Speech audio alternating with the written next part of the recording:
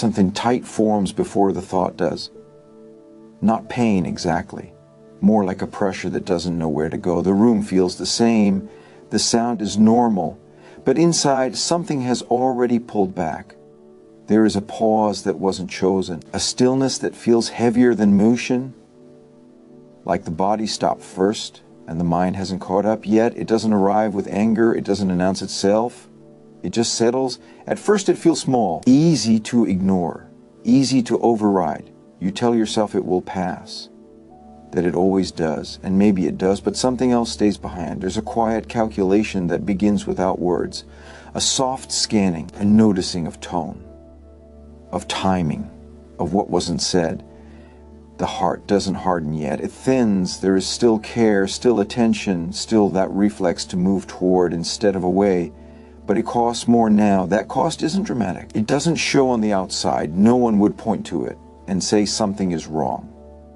That's not the part most people notice. What they see is patience, listening, composure. They don't feel the strain underneath. Inside, there is a small delay, a fraction of a second where the system checks for safety before responding. That delay grows, not enough to stop connection, just enough to change its temperature. There's something quiet happening underneath. The body begins to memorize patterns, not intellectually, physically. The shoulders brace a little earlier. The breath shortens a little faster. The stomach tightens before the words even land. It's subtle, almost elegant. This is how protection forms when it isn't allowed to look like protection, because outwardly, nothing changes much. The voice stays calm, the face stays open, but inside a line has been crossed. Not once, but many times. Each time it feels forgivable on its own, explainable, small enough to dismiss. But the body doesn't count incidents. It counts impact, and impact accumulates. There comes a point where the emotional system stops asking, is this dangerous, and starts asking, how long will this last? That shift is barely perceptible, but it's where things start to change.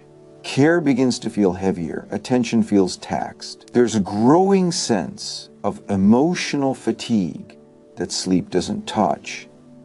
It's not exhaustion from doing too much. It's exhaustion from staying open when something keeps wounding, but that's not how it's framed internally. Internally, it sounds like self-doubt. Like maybe you're too sensitive, maybe you misunderstood, maybe you expected too much. That inner questioning becomes automatic. The pain isn't sharp enough to demand defense, so it gets absorbed instead. Absorption feels responsible, mature, controlled, until it isn't. Until the system starts to feel crowded. There's less room for joy, not because joy is gone, but because it has to pass through too much first. Moments that used to feel light now feel filtered. Like the color has been turned down slightly. That's not depression, not numbness. It's restraint, a kind of emotional budgeting, because somewhere inside, a quiet decision is forming, not a conscious one. Not yet. The decision is simply this. If feeling deeply keeps leading here, something has to adjust. But that adjustment doesn't look like pulling away. Not immediately. It looks like enduring longer than is healthy. It looks like staying present while slowly disconnecting from impact.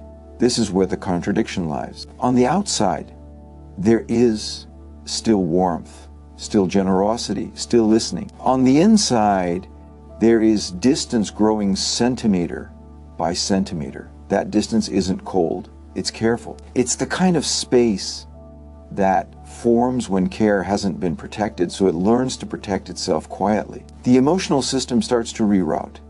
It sends less energy forward, holds more back, not because love is gone, but because it learned that love without limits bleeds. But that's not the part most people notice. What they notice, if anything, is that reactions are slower. Response is more measured. Eyes a little harder to read. They might think you become stronger or calmer. They don't see the cost of that calm. Inside, there is grief that never had a moment to be grief. Only adaptation. There's something important happening here, and it stays unnamed for a long time. The system is not breaking, it is reorganizing. But because it happens silently, it feels like loss instead of change. This is usually where confusion sets in. Why does closeness feel heavier now? Why does care feel risky instead of natural? Why does distance feel relieving even when it hurts? The answers don't come yet, because the mind is still protecting the image of how things used to be. But halfway through this process, something shifts, not dramatically, not all at once. It's more like a recognition that rises from the body before the words arrive. This is when awareness begins to form. The realization is quiet. The repeated hurt wasn't just emotional pain. It was information, not about others, about limits that were never allowed to exist. This is where the deeper truth surfaces. The system that feels deeply was never designed to absorb endless impact without response. What has been happening internally isn't weakness. It's adaptation to unacknowledged harm. This is the moment where the pattern becomes visible. The hurt wasn't random. It wasn't just bad luck or misunderstanding.